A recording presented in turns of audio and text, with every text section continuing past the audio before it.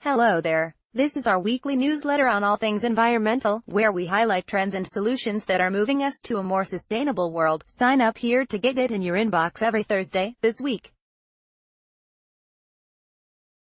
It's called Doom, and it could change the way we generate power. Did Trump help inspire the Green New Deal? First places for traffic congestion, and the rubber hits the snow. How electric cars fare in winterMeet. Could this off-the-grid technology be the future of electricity? Energy. In August 2003, a sagging high-voltage power line in northern Ohio brushed up against some tree branches. Before long, 3 transmission lines had short-circuited, and 45 million people in the northeastern U.S., as well as 10 million in Ontario, were in the dark for hours, days, in some cases even a week.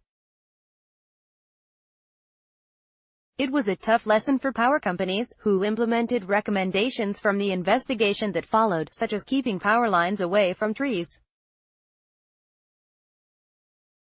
But the fact is, most of us still rely on the grid to provide electricity to our homes and businesses.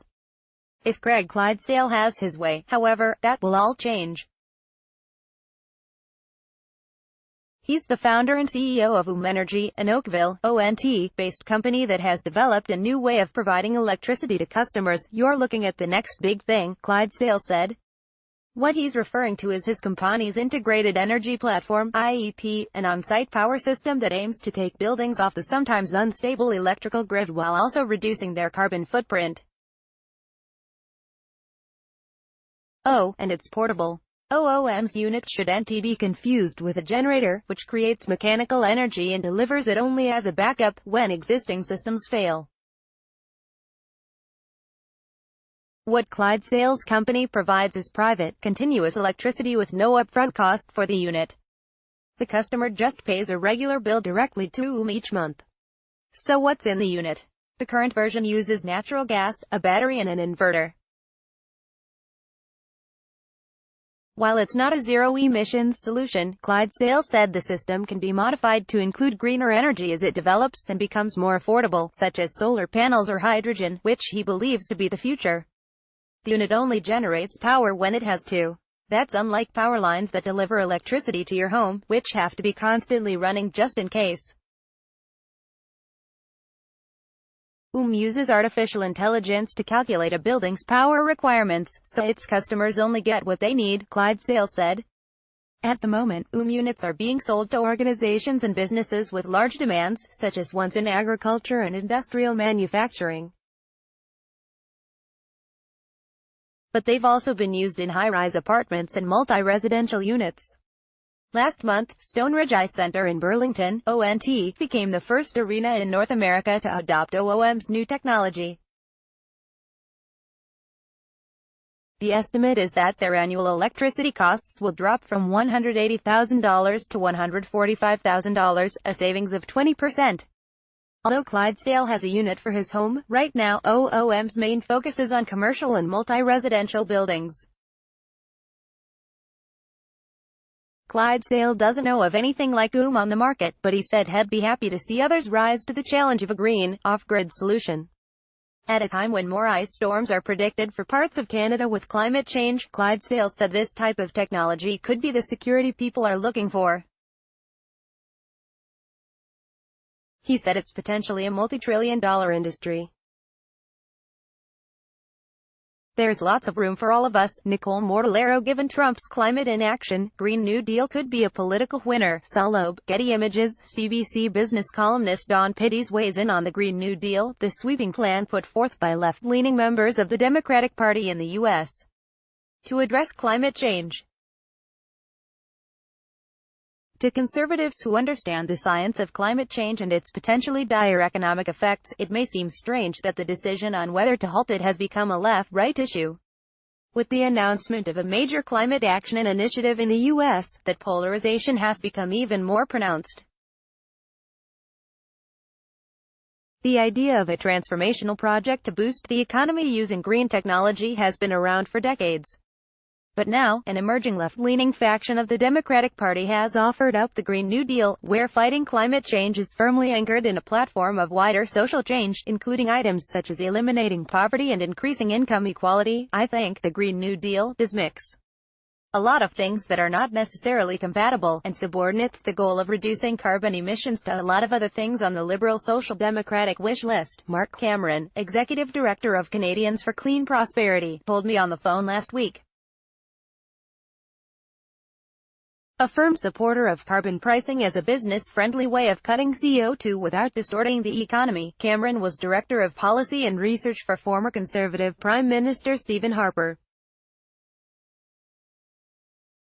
But as others told me, the hostility of U.S. President Donald Trump and his supporters to the whole idea of fighting climate change has surrendered that political turf to the Democrats.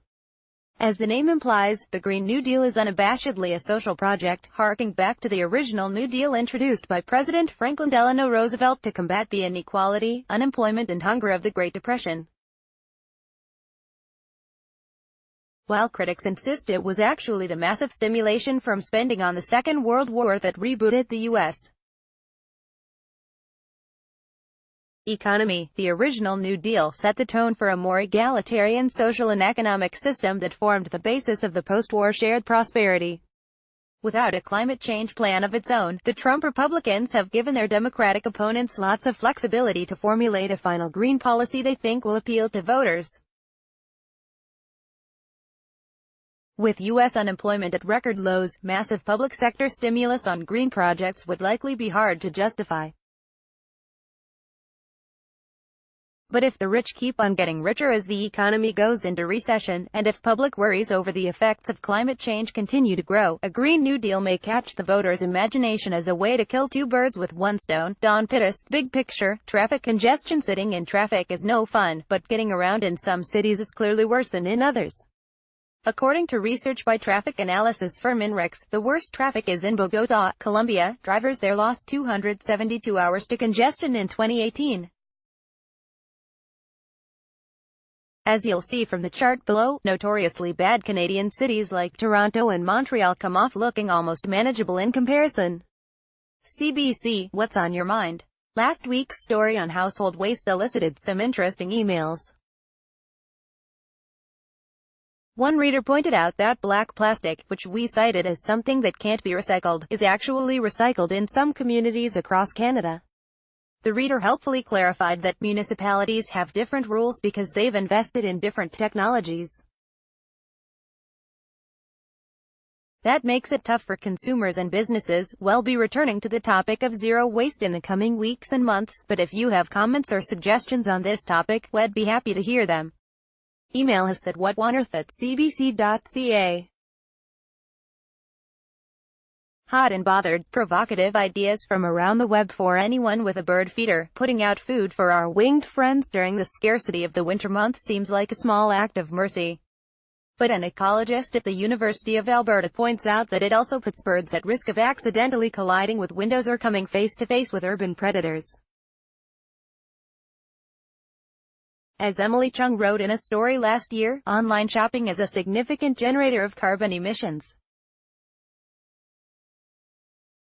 Given Amazon's outsized influence in this space, there's reason to be encouraged by the company's announcement this week that it's aiming to make all its shipments net zero carbon. The first target, making 50% of its shipments net zero by 2030, snow problem, electric cars in Winnipeg. Bryce Hoy, CBC, the coldest days in Canadian winters wreak havoc on vehicle batteries, and so you'd think the problem would be especially acute for electric vehicles, EVs. But many EV owners say that impact isn't a big deal once the rubber hits the snow. A recent cold snap that swept through Canada provided an interesting case study for Winnipeg, where temperatures were in the -35°C range. On days like that, Jordan Lowen said his Tesla Model 3 was losing as much as 40% of its battery range. Heating the cabin of the car was the main culprit, as it is for many EV owners. This is the first Winnipeg winter for Lowen's black Tesla, which cost him a cool $75,000. In ideal conditions, Lowen said his car can do 500 kilometers on a full charge. On the cold days of winter, however, he's getting more like 300 kilometers. On paper, that may look like a problem, but Laouen is a city commuter, and is only logging 60 kilometers a day on average. Tesla advises against exposing its vehicles to extreme conditions, colder than -25°C, warmer than 60°C, for more than 24 hours, but Laouen said he hasn't seen any issues. It performs and handles well in our winters, exceptionally so, said the 32-year-old Laouen. Ross Redman paid $26,000 for his Mitsubishi i-MiEV 7 years ago, and said it has stood the test of time and temperatures in Winnipeg. I've been told by several people that an electric car will never work in the wintertime, and I use it every day, said Redman. Like Laouen, Redman loses range in the winter, about 50 kilometers of the 100 kilometers he would get in the summer. But also like Laouen, he's a city driver, and isn't driving enough for that loss to change his habits. Both say the loss in winter range is a small price to pay for vehicles that cost less than a few $100s in fuel annually. Redman said he pays about $7 a month in the summer and $10 in the winter months on electricity bills to charge his little hatchback in his garage.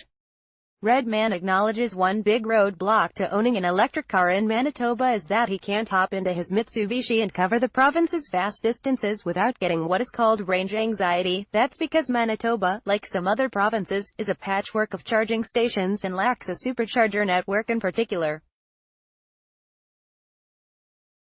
Those stations charge most electric vehicle batteries in less than an hour. The Manitoba Electric Vehicle Association estimates a $4 million investment could establish enough supercharger stations around the province to make long road trips possible for EVs like Redman's, which lack the extended range of Laowen's fancy ride. Bryce Hoyte. There is another newsletter, The Royal Fascinator. Janet Davison's incisive look at the royal family is back after a hiatus. It goes behind the headlines and tabloid gossip to help you understand the politics of the House of Windsor today. Sign up for The Royal Fascinator.